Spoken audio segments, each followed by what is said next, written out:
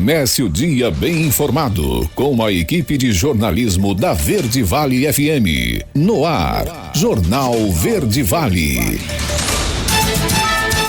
6h34. Olá, muito bom dia para você. Manhã de quinta-feira, hoje 14 de agosto do ano de 2025.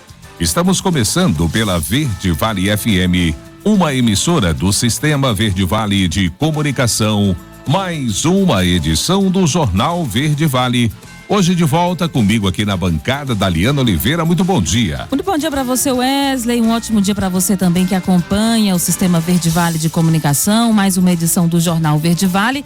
Agora em Mineiros faz 12 graus. A máxima prevista para essa quinta-feira pode chegar até os 30 graus. Segundo o Climatempo, a umidade relativa do ar fica entre 19% e 53%.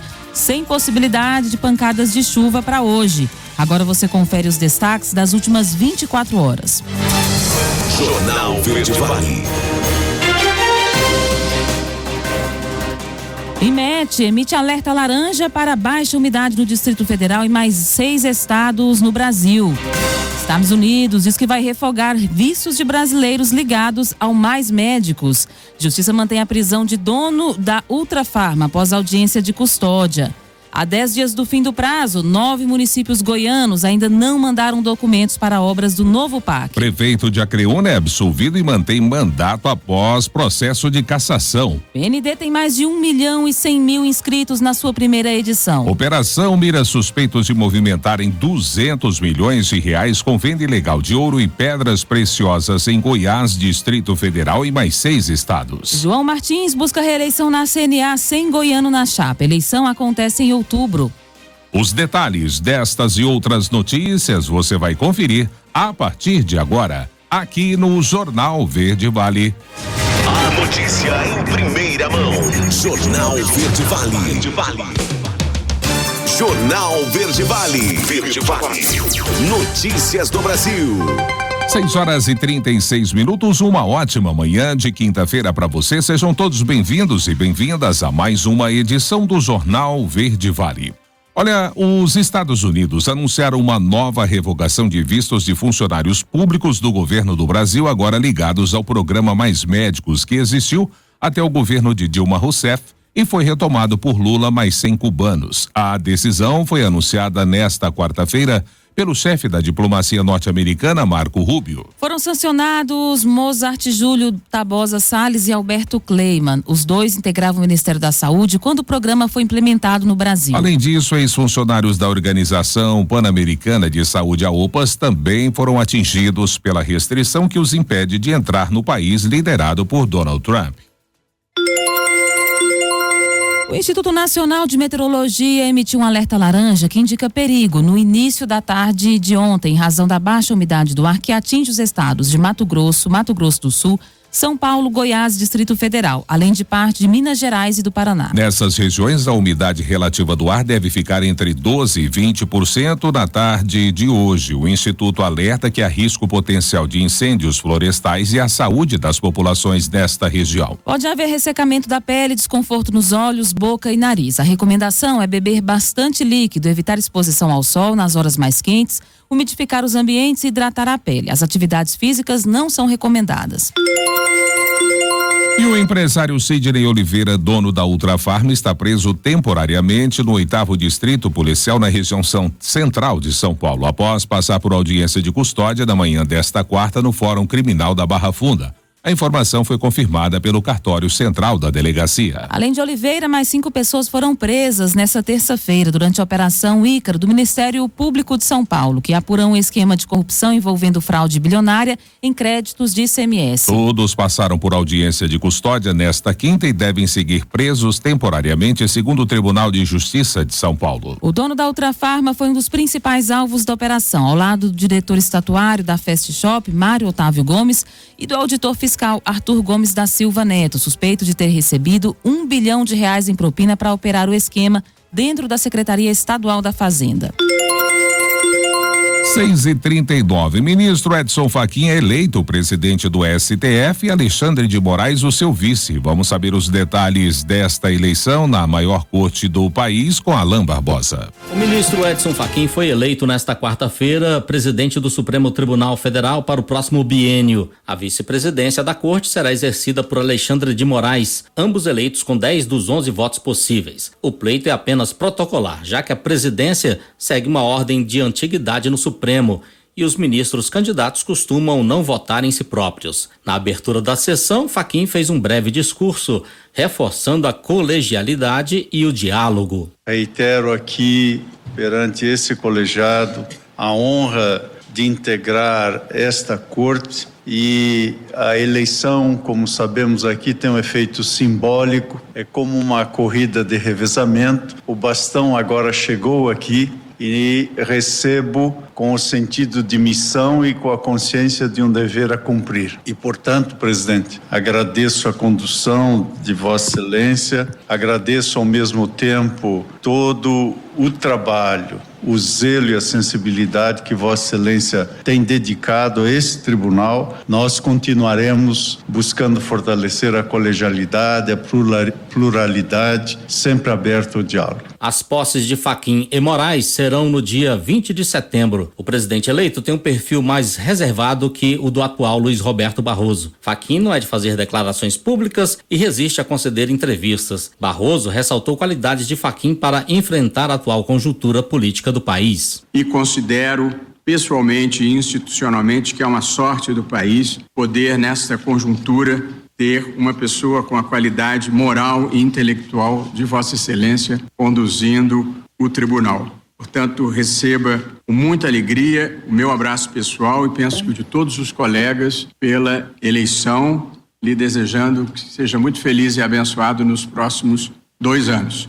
Fachin foi indicado pela presidente Dilma Rousseff para o Supremo Tribunal Federal em 14 de abril de 2015. Advogado gaúcho nascido em Passo Fundo, foi procurador do estado do Paraná e professor titular de Direito Civil da Faculdade de Direito da Universidade Federal do Paraná. Além do STF, Edson Fachin também assume a presidência do Conselho Nacional de Justiça. Agência Rádio Web de Brasília, Alain Barbosa. Jornal Verde Vale. Notícias de Goiás. 6h41. Após uma ação movida pelo Ministério Público de Goiás, a Justiça determinou que o município de Goiânia faça obras de infraestrutura emergenciais em pontes da capital. A liminar prevê a manutenção, recuperação e revitalização de 4 pontes no prazo máximo de 3 meses. A decisão foi publicada na segunda-feira. A juíza Simone Monteiro, da 2ª Vara da Fazenda Pública Municipal e de Registros Públicos, determinou ainda multa diária no valor de R$10 mil, limitada a 100 mil, que deve ser revertida ao Fundo Estadual de Meio Ambiente caso o município não realize as obras. Com a decisão, o município de Goiânia deve apresentar um plano ou política pública para a manutenção, recuperação e revitalização de todas as pontes e viadutos da capital. 9 dos 40 municípios de Goiás contemplados com investimentos para educação no âmbito do novo Programa de Aceleração do Crescimento, Novo PAC, ainda não enviaram a documentação necessária para a formalização da construção de creches. Um deles, segundo o Fundo Nacional de Desenvolvimento da Educação, é o de Goiânia, que tem até o dia 23 de agosto para formalizar a proposta, sob risco de perder os repasses para a execução das obras. Em nota, a Prefeitura da capital, que finalizou o cadastro em questão nesta terça-feira, vamos à íntegra da matéria. A construção das creches do novo PAC tem como objetivo a ampliação de ofertas de vagas para crianças da primeira infância. Segundo o governo federal, será investido mais de R$1,77 bilhão destinado à construção de 505 creches e escolas da educação infantil em 455 municípios de todo o país. Dentre os municípios que ainda não enviaram a documentação, além da capital Goiânia, estão Campinorte, Cristalina, Goianésia, Goiânia, Iaciara, Itapuranga, Jaraguá, Mineiros e Pires do Rio. E o TCE concluiu uma auditoria na política de epidemiologia e imunização da Secretaria Estadual da Saúde. Quem vai falar sobre o assunto é a Daniela Versiani. O Tribunal de Contas do Estado de Goiás concluiu uma auditoria operacional na política estadual de epidemiologia e imunização, com foco no cumprimento das responsabilidades do Plano Nacional de Imunização e no apoio aos municípios. Segundo o auditor de controle externo do TCE, Rafael Marcos de Lima, responsável pelo relatório, a iniciativa surgiu a partir de uma proposta da Rede Integrar, coordenada pelo Tribunal de Contas da União, e teve motivação na queda da cobertura vacinal em Goiás nos últimos anos, acentuada após a pandemia de Covid-19. A motivação, ela teve diversos pontos, né? O principal é a queda da cobertura vacinal que a gente estava observando no país, né? A gente teve, por exemplo, a cobertura da polio que saiu de virtual 100% em 2012 para 73,1% em 2017. Especialmente isso ficou bem acentuado pós-pandemia, né? De 2019, do Covid-19, perdão, em que a cobertura vacinal começou a ter um declínio ainda mais acentuado, e isso tudo trouxe, né, o arcabouço para a proposta da fiscalização. O TCE determinou que a Secretaria de Estado da Saúde apresente em até 60 dias um plano de ação com medidas para adequar a rede de frio, fornecer equipamentos de proteção individual, implementar procedimentos de calibração periódicas de instrumentos de controle térmico e reforçar o controle de estoque, incluindo a apuração de eventuais divergências. Foram também recomendadas a criação de indicadores e metas para perdas de vacinas e a observância de padrões internacionais, bem como das metas do PNI. O auditor Rafael Marcos de Lima destacou ainda que, apesar das recomendações, Goiás não apresenta descumprimentos graves ou falhas na execução da política. No geral, a cobertura vacinal está trabalhando relativamente bem. A gente tem quedas também, como todo o país. Está sendo feito um trabalho, né, inclusive de campanhas, para aumento dessa conscientização e tudo. E, inclusive, esse é o grande benefício que esse trabalho traz, né? Com uma auditoria operacional, ela tem essa característica de não focar apenas na regularidade, na conformidade das leis, né? Então, ela tende a observar a efetividade da política pública e ver como que o Estado pode, né, o Tribunal de Contas pode oferecer de informações e de dados, enfim, parâmetros, né, internacionais, para ajudar os gestores públicos a tomarem melhores decisões. A Secretaria Estadual de Saúde informou que está analisando os documentos e não concedeu entrevista. A CBN solicitou nota sobre como a SES pretende cumprir as determinações do TCE e aguarda retorno. Daniela Vessiani, CBN Goiânia. Jornal Verde Vale. Esportes.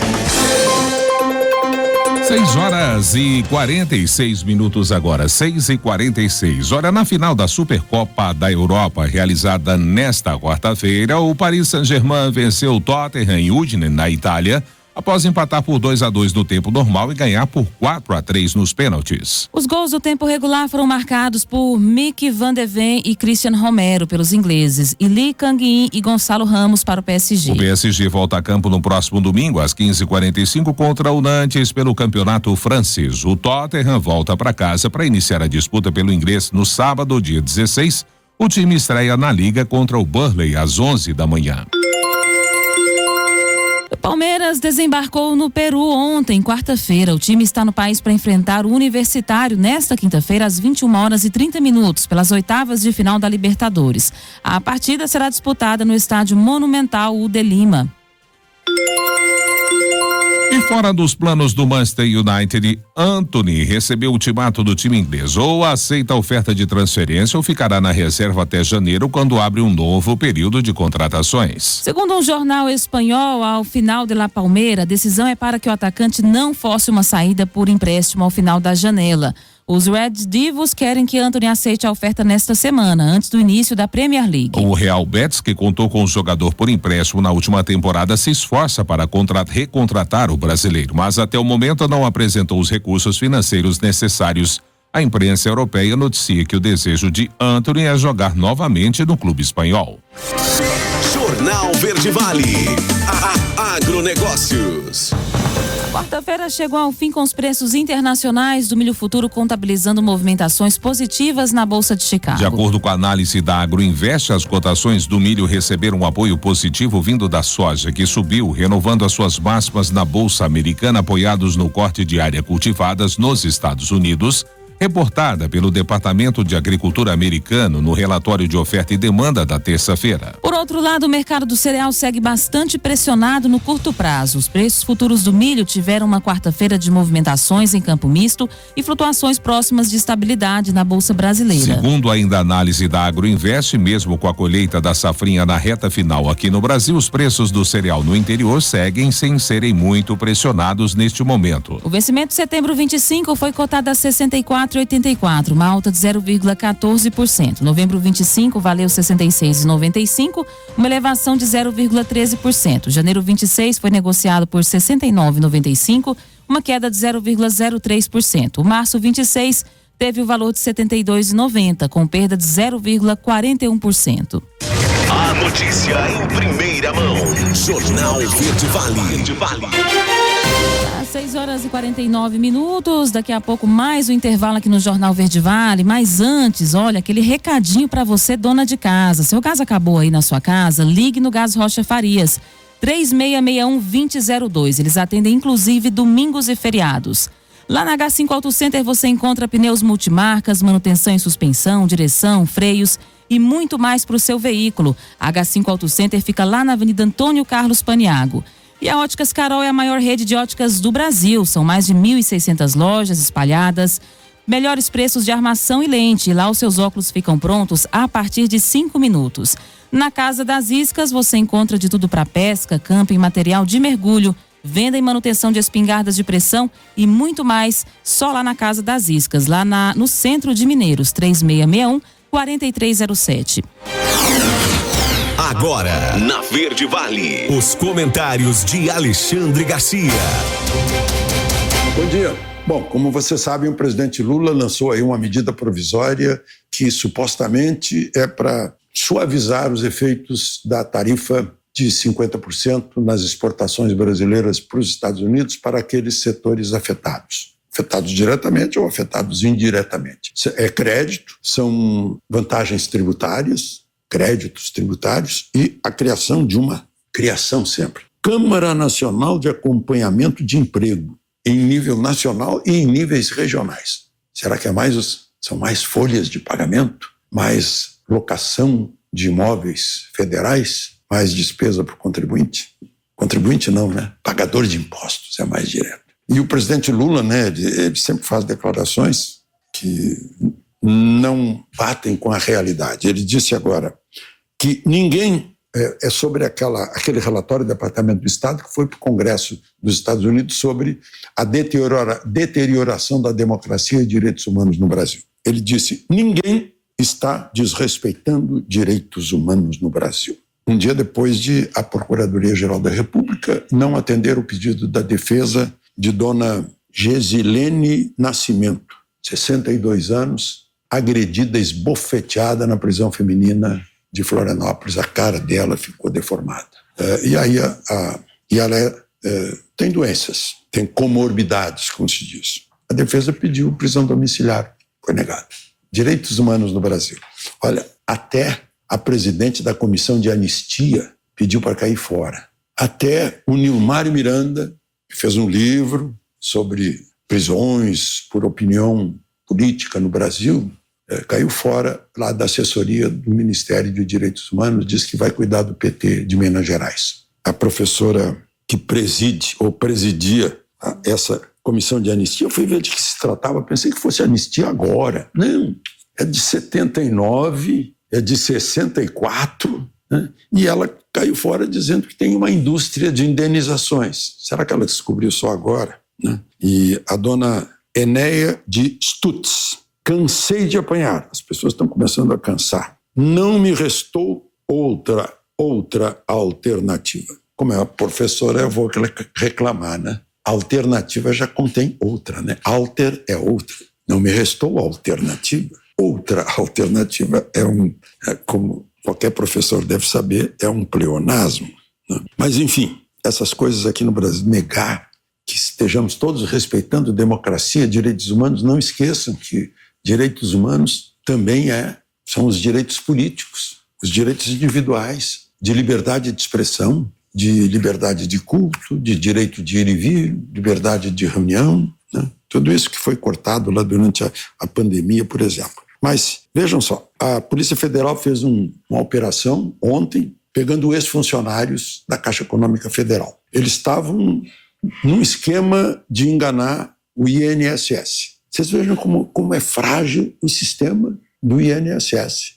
A Caixa Econômica usa isso e consegue fraudar funcionários corruptos. E aí eles foram demitidos no último ano do governo Bolsonaro. E não é que continuaram fazendo isso de fora da Caixa, terceirizando coisas lá dentro? Pois é, um deles tinha dinheiro em casa, todas essas coisas, né?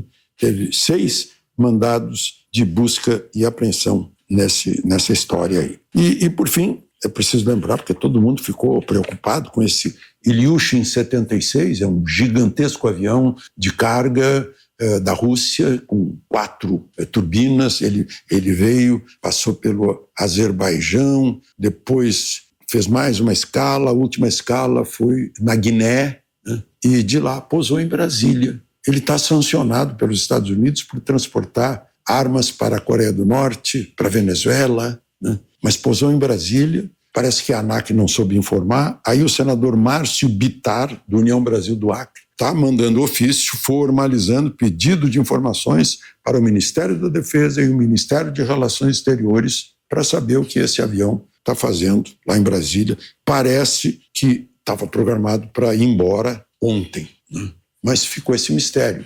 Avião russo que pousou lá. Tem aviões americanos aparecendo lá em Mato Grosso do Sul, mas é uma operação conjunta que é praticamente anual entre Forças Armadas brasileiras e americanas. De Porto Alegre, Alexandre Garcia. Você ouviu os comentários de Alexandre Garcia. Jornal Verde Vale. Verde Vale. Notícias do Brasil. Para as 7 horas, já de volta com o segundo bloco do Jornal Verde Vale dessa quinta-feira. O ministro da Educação, Camilo Santana, confirmou ontem que a primeira edição da Prova Nacional Docente recebeu mais de 1.100.000 inscrições.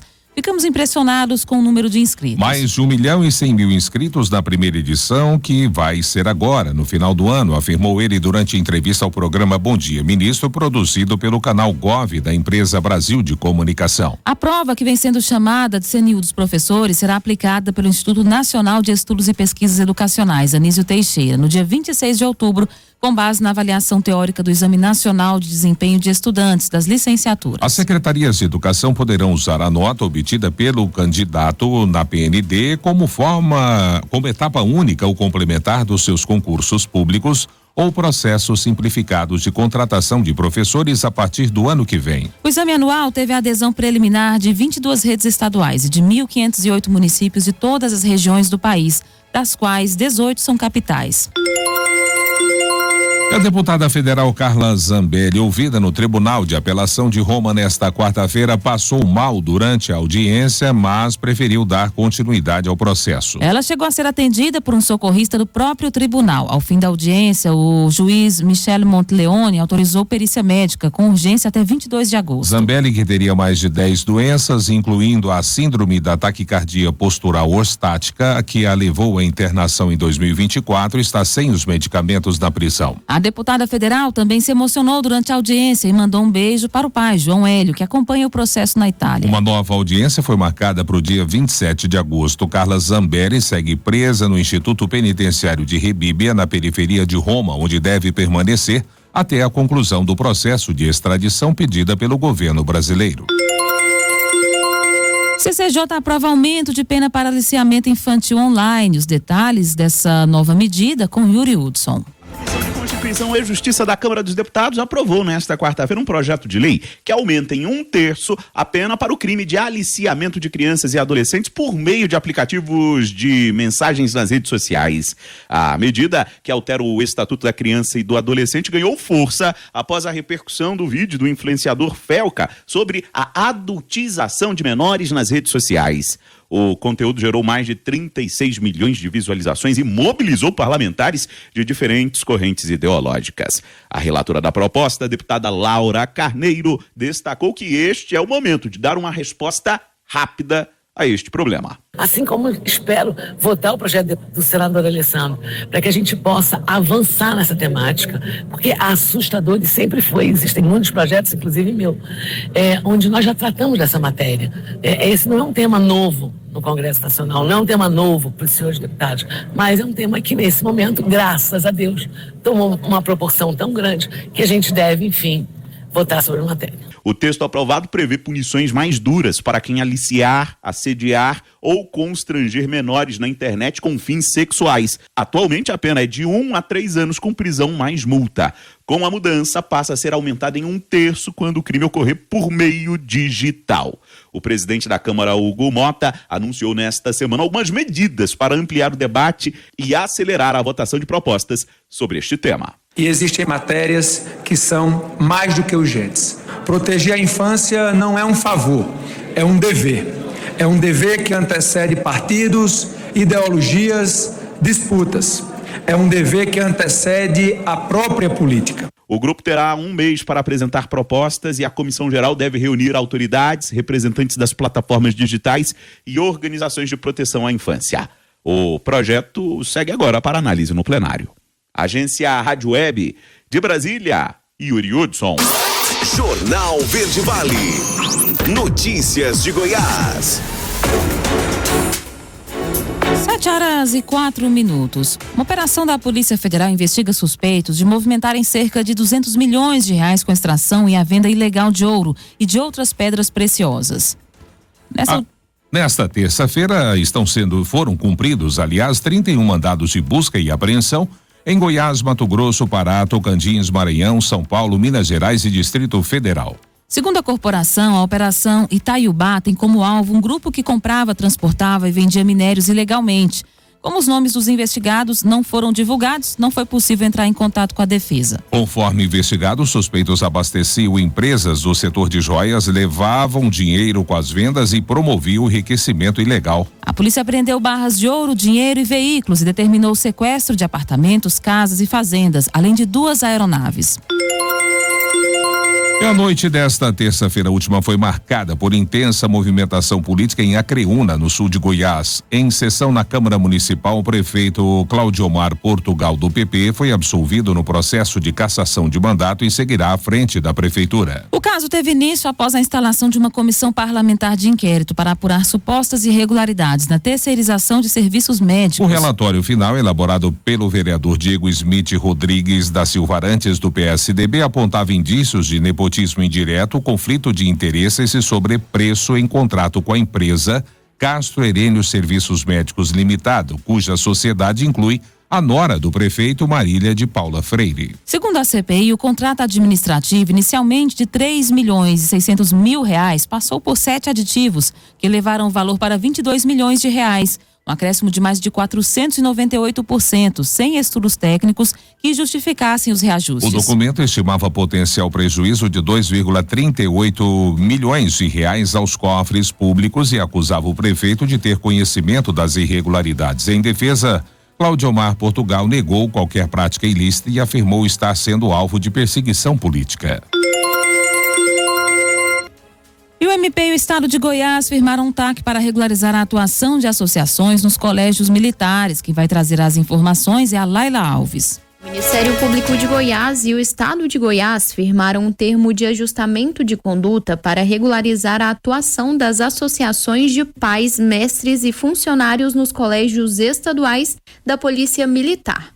O documento foi assinado nesta terça-feira. Segundo o MP, o objetivo principal é garantir que o ensino público nesses colégios seja realmente gratuito e democrático, conforme determina a Constituição Federal. O acordo surgiu depois de investigações do Ministério Público, que identificaram irregularidades no funcionamento das associações. Entre os principais problemas encontrados estavam cobranças indevidas aos pais de alunos, uso inadequado de recursos arrecadados e a falta de divisão entre as atividades públicas e privadas nos colégios. A situação contrariava inclusive uma decisão judicial que não tem mais recurso. Ela proibia qualquer tipo de cobrança compulsória nos colégios militares, incluindo taxas de matrícula, mensalidade, uniformes obrigatórios e materiais escolares. Além disso, o Ministério Público constatou que os próprios diretores dos colégios presidiam as associações, criando um conflito de interesses prejudicial à gestão democrática das escolas. Com a assinatura do TAC, a Secretaria de Segurança Pública se comprometeu a estabelecer regras claras para o funcionamento das associações. As principais mudanças incluem a garantia de que todos os recursos arrecadados sejam aplicados exclusivamente em benefício das escolas, com total transparência na prestação de contas. São vedados pagamentos de gratificações, bonificações e outros benefícios a servidores ou empregados públicos, com esses recursos vinculados às parcerias. O acordo também determina que diretores e comandantes dos colégios não podem mais ocupar cargos de direção nas associações, nem nos conselhos superiores e fiscais, evitando conflitos de interesse. Além disso, todas as decisões devem contar com a participação de pais, alunos e funcionários, independentemente de contribuições financeiras.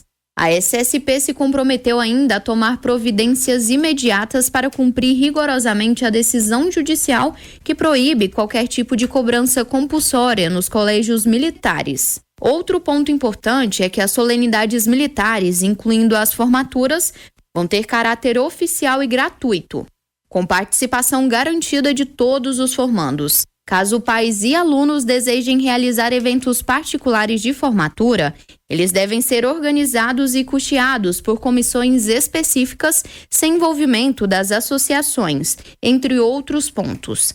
Para garantir o cumprimento dessas regras, o Estado tem prazo de 1 ano para formalizar os acordos de cooperação com as associações e modificar o regimento escolar dos colégios. O descumprimento das obrigações pode resultar em multas diárias de até R$10 mil, limitadas a 30 dias, além da possibilidade de rompimento definitivo dos vínculos com as associações que não se adequarem às novas regras. Laila Alves, CBN Goiânia. Jornal Verde Vale. Esportes. Agora, 7h10. O Flamengo venceu o Internacional por 1-0 na noite de ontem no Maracanã e largou na frente na briga por uma vaga nas quartas de final da Copa Libertadores. O gol da partida de ida foi anotado por Bruno Henrique de cabeça ainda na etapa inicial. Duelo de volta válido pelas oitavas de final acontece na próxima quarta-feira, desta vez no Beira-Rio. Com o resultado, o rubro-negro terá vantagem de empate para se classificar. Após o jogo no Maracanã, Flamengo e Internacional terão mais 2 confrontos consecutivos no calendário, ambos no Rio Grande do Sul. As equipes se enfrentam neste domingo às 18h30 pela 20ª rodada do Brasileirão, antes do duelo de volta das oitavas de final da Libertadores, que acontece na quarta-feira às 21h30, horário de Brasília, no Beira-Rio. Os planos de Rebeca Andrade na ginástica artística já estão focados em 2026. A maior medalhista olímpica do Brasil, junto com a sua equipe técnica, optou por estender o período sabático pós-Olimpíadas de Paris para continuar colhendo os frutos dos Jogos e principalmente recuperando o corpo e mente. Assim, a ginasta de 26 anos não vai competir este ano. Ela tinha o Mundial em Jacarta como o maior desafio da temporada, mas confirmou que não planeja disputar a competição na Indonésia em outubro.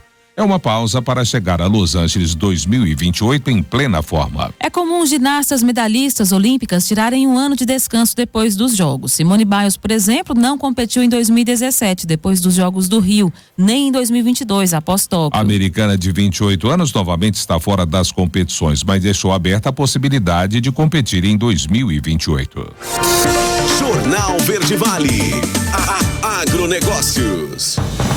O presidente da Confederação da Agricultura e Pecuária do Brasil, João Martins, confirmou que vai tentar a reeleição para mais um mandato de 4 anos, à frente da entidade que representa o agronegócio nacional. A eleição da nova diretoria está marcada para outubro e os bastidores já fervilham com articulações e expectativas. A disputa promete ser marcada por alianças regionais, interesses políticos e a busca por uma liderança capaz de manter o protagonismo do agro no cenário nacional. A chapa encabeçada por Martins foi oficialmente registrada ontem, reunindo lideranças influentes no setor agropecuário. Gedeão Pereira, presidente da Federação da Agricultura do Rio Grande do Sul, aparece como primeiro vice-presidente, enquanto que Antônio Ernesto de Salvo, da Federação da Agricultura e Pecuária de Minas Gerais, ocupa a segunda vice-presidência. O grupo também inclui Marcelo Bertoni, Humberto Miranda e José Almicar de Araújo Silveira, consolidando uma aliança que representa a diferença diferentes regiões e interesses do agronegócio brasileiro. Nos corredores de Brasília havia a expectativa de que a senadora Tereza Cristina, do PP do Mato Grosso do Sul, ex-ministra da Agricultura, figura de prestígio no setor, pudesse disputar a presidência da CNA com o apoio do próprio Martins. No entanto, fontes próximas indicam que ela está sendo cotada para compor uma chapa presidencial em 2026, como vice, o que teria esfriado qualquer plano de assumir o comando da entidade. Outro nome que circula como possível candidato é o atual vice-presidente da CNA e presidente da Federação da Agricultura e Pecuária de Goiás, a FAEG, José Mário Schreiner. Procurado, o ex-deputado preferiu não comentar se pretende entrar na disputa. Jornal Verde Vale. Verde Vale. Notícias do Brasil. O presidente do Congresso, o senador Davi Alcolumbre, disse ontem que a Comissão Parlamentar Mista de Inquérito dos Desvios no Instituto Nacional de Seguridade Social, INSS, será instalada impreterivelmente na próxima semana. Alcolumbre disse que falou com o presidente da Câmara, Hugo Mota, que deverá reunir os líderes partidários na manhã de hoje para bater o martelo a respeito dos integrantes da comissão. Os presidentes da Câmara e do Senado se reuniram na terça-feira com o senador Omar Aziz, que presidirá a comissão. Mota também deverá definir com os líderes o deputado que vai relatar à comissão. 714. Aumento de conta de luz esse ano será maior do que a inflação. Quem traz os detalhes é Milena Abreu. A conta de luz vai encarecer mais que a inflação este ano. De acordo com a nova projeção da ANEEL, a Agência Nacional de Energia Elétrica, o reajuste médio das contas de energia elétrica no país deve chegar a 6,3% em 2025. A previsão atual é bem superior aos 3,5% que estavam previstos até então e também supera a inflação esperada para este ano, que, de acordo com o último boletim Focus do Banco Central, é de uma taxa em torno de 5%. O principal motivo para o encarecimento da conta de luz é o orçamento recorde da Conta de Desenvolvimento Energético, a CDE, que é um fundo bancado pelos consumidores que cobre subsídios e políticas do setor elétrico. Este ano, esse fundo vai custar 49 bilhões e 200 milhões de reais, 9 milhões a mais do que o que estava previsto anteriormente.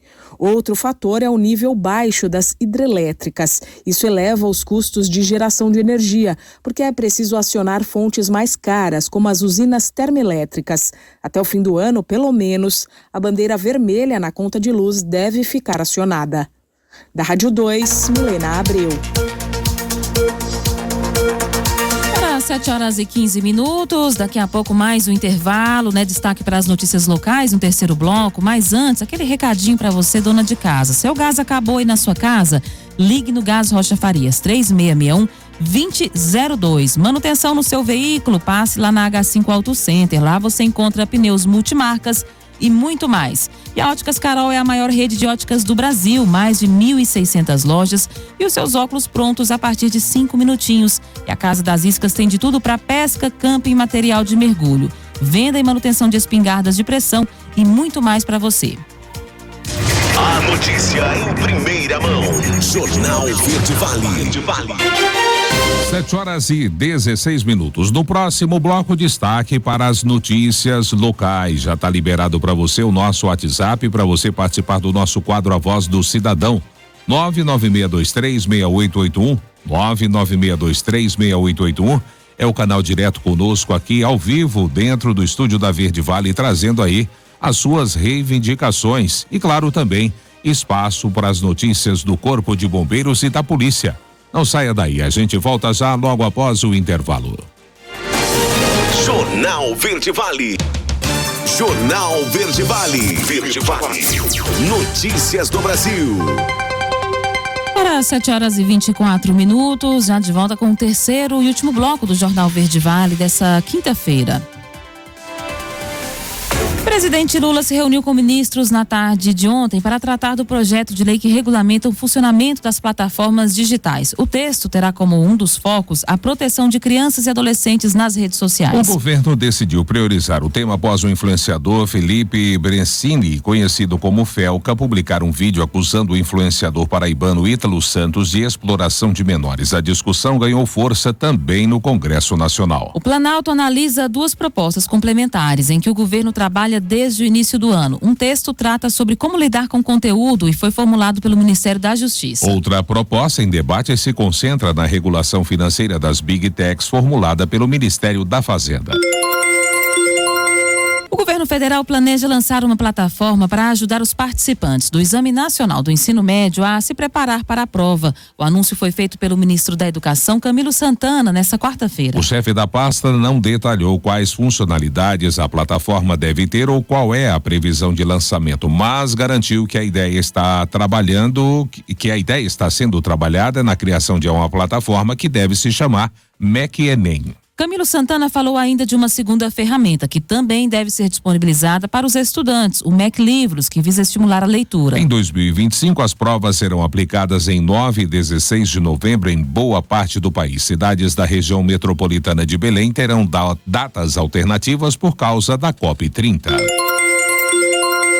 E o público do CadÚnico ocupa 80% dos empregos gerados no primeiro semestre. Os detalhes é com Érica Braz. De janeiro a junho de 2025, do total de empregos formais registrados, 80% foram ocupados por pessoas inscritas no Cadastro Único. Neste período, foram criadas 1.222.591 vagas de carteira assinada, sendo que 977.690 foram ocupadas pelo público do Cadastro Único. 58,2% dos empregos formais foram registrados entre os inscritos no CadÚnico que recebem o Bolsa Família. Neste caso, foram 711.987 vagas só para este público em específico. Em julho deste ano, cerca de 1 milhão de famílias deixaram o Bolsa Família por aumentarem a renda. Houve avanço na participação das mulheres no mercado de trabalho. Entre os inscritos no CadÚnico, elas representaram 52,9% do saldo de empregos. Os dados são de um cruzamento do Cadastro Geral de Empregados e Desempregados, o CAGED, com informações do Ministério do Desenvolvimento e Assistência Social, Família e Combate à Fome. Reportagem Érica Braz. O conteúdo que você ouviu é distribuído pela agência Rádio Web. Jornal Verde Vale. Notícias de Goiás. 7h27. E morreu ontem, aos 80 anos, o médico pediatra e ex-prefeito de Rio Verde, Juraci Martins. Ele administrou a cidade por 2 mandatos consecutivos, entre 2009 e 2016. O ex-prefeito enfrentava há 2 anos o luto da perda da esposa, a ex-primeira-dama e ex-secretária de Assistência Social de Rio Verde, Clarice Martins. Ele atuou como médico no Hospital Evangélico de Rio Verde entre o 1975 e o 1990. E a incursão na política aconteceu depois dele ter se aposentado da medicina. Primeiro foi eleito presidente do Sindicato Rural do município, função que exerceu entre 1995 e 2001. Depois candidatou-se a presidente da Comigo, mas foi derrotado. Juraci disputou a prefeitura de Rio Verde em 2008 como azarão, enfrentando o favoritismo do então deputado estadual Wagner Guimarães, do MDB, que mais tarde se converteria em aliado, e do ex-secretário estadual da Agricultura, Leonardo Veloso. Veloso tinha o apoio do então governador Alcides Rodrigues. A Polícia Civil recuperou 2 máquinas agrícolas do tipo reboques autodescarregáveis de uso agrícola avaliadas em aproximadamente R$200 mil durante uma operação realizada pela Delegacia Estadual de Repressão a Crimes Rurais na última terça-feira. Os equipamentos haviam sido furtados no final de junho deste ano na zona rural de Brasabrantes, região central de Goiás. Assim que o crime foi denunciado, a polícia iniciou uma investigação para rastrear o paradeiro dos bens. Após investigações, os reboques foram localizados na zona rural de Petrolina de Goiás. Segundo a corporação, a recuperação dos reboques representa um prejuízo evitado de cerca de R$200 mil para o produtor vítima do crime. Até o momento, os suspeitos do furto não foram presos. A operação continua a fim de identificar os autores e possíveis receptadores desses equipamentos. Os casos de exploração e abuso de crianças ganharam repercussão após o vídeo do youtuber Felca. Quem vai trazer os detalhes do alerta é a Natália Lima. Nas últimas semanas, o debate sobre casos de exploração e abuso de crianças e adolescentes foi ampliado em todo o país, depois da repercussão de um vídeo do youtuber Felipe Bressanin Pereira, conhecido como Felca, que fez denúncias contra possíveis crimes praticados através de redes sociais. Dados do Anuário Brasileiro de Segurança Pública referentes a 2024 revelam, por exemplo, que houve alta no registro de alguns tipos de crimes contra crianças e adolescentes em Goiás. Em relação à exploração sexual, houve aumento de 39% na faixa etária entre 10 e 13 anos de idade, em comparação ao ano anterior.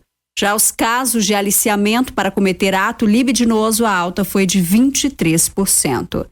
Para a presidente da Comissão da Criança e Adolescente da OAB Goiás, Roberta Muniz, os dados são reflexos não apenas do aumento de casos, mas do crescimento das denúncias em função da conscientização da população.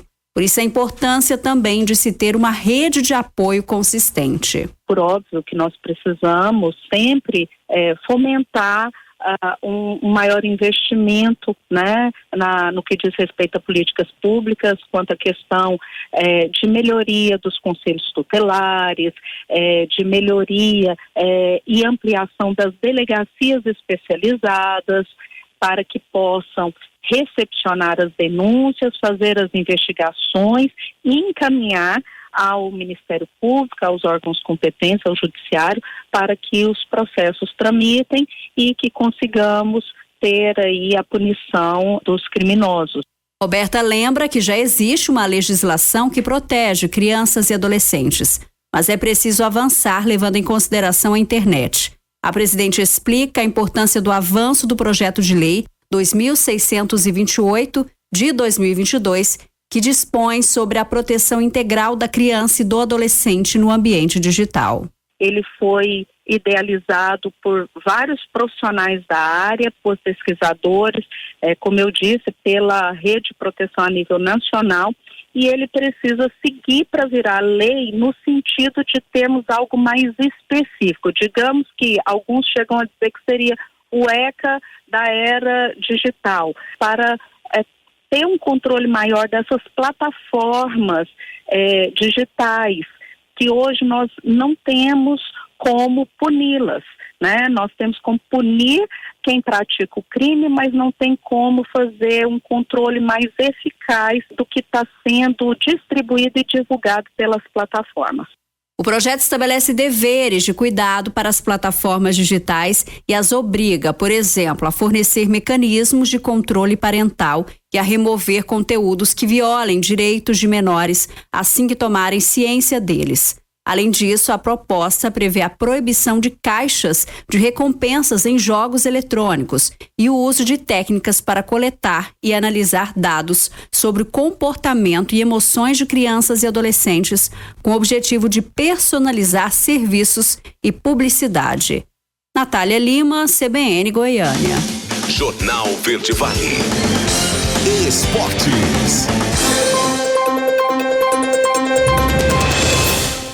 7h33. O Grêmio desistiu da contratação do atacante Roger Guedes depois do Al Rayyan do Catar recusar as investidas, mesmo após a informação confirmada por fontes do negócio de um aumento na oferta. O empresário responsável por bancar o reforço, Marcelo Marques, confirmou que o clube gaúcho está fora da negociação e negou ter modificado os valores. A negociação teve uma nova rodada de conversas nesta quarta-feira. O Grêmio ouviu outra negativa do Al Rayyan e por isso desistiu. O clube do Catar se mostrou irredutível em vender o jogador. E o atacante Matheus Franças, de 21 anos, surge como mais uma possibilidade para reforçar o Cruzeiro. Revelado pelo Flamengo e vendido por 20 milhões de euros há 2 anos, o jovem está sem espaço no Crystal Palace da Inglaterra. Os representantes do jogador negociam a possibilidade de um empréstimo com a diretoria mineira. As negociações ainda estão em estágio inicial. Lesões nas costas e na coxa prejudicaram a adaptação do atacante ao futebol inglês. Apesar de fazer parte do elenco campeão da FA Cup, Matheus Franças somou somente 19 jogos, 1 gol e uma assistência em 2 anos no Crystal Palace. Sem espaço, não ficou sequer no banco da conquista da Supercopa sobre o Liverpool no último fim de semana. A prioridade é uma negociação para que tenha mais minutos em campo. O contato dos seus representantes com o Cruzeiro foi intensificado nos últimos dias, surgindo a possibilidade de um empréstimo. Jornal Verde Vale. Agronegócios. 7h34. As exportações do agronegócio brasileiro atingiram 15,6 bilhões de dólares em julho de 2025, estabelecendo um novo recorde histórico para o mês. O resultado representa um crescimento de 1,5% em relação a julho do ano passado, impulsionado tanto pelo aumento no volume embarcado quanto pela valorização dos preços das commodities. O setor registrou ainda um superávit comercial de 14 bilhões de dólares, refletindo a robustez das exportações frente às importações e contribuindo de forma significativa para o equilíbrio da balança comercial brasileira. As exportações de carne bovina in natura somaram 1,726 bilhão, uma alta de 48,4% em relação a julho do ano passado. O volume embarcado chegou a 366.920 toneladas, um aumento de 27,4% e um recorde histórico para um único mês. Em relação à celulose, as exportações atingiram quase 1,91 milhão de toneladas, estabelecendo um recorde para o mês de julho. A demanda crescente nos mercados internacionais acabou impulsionando os embarques, contribuindo significativamente para o superávit do setor.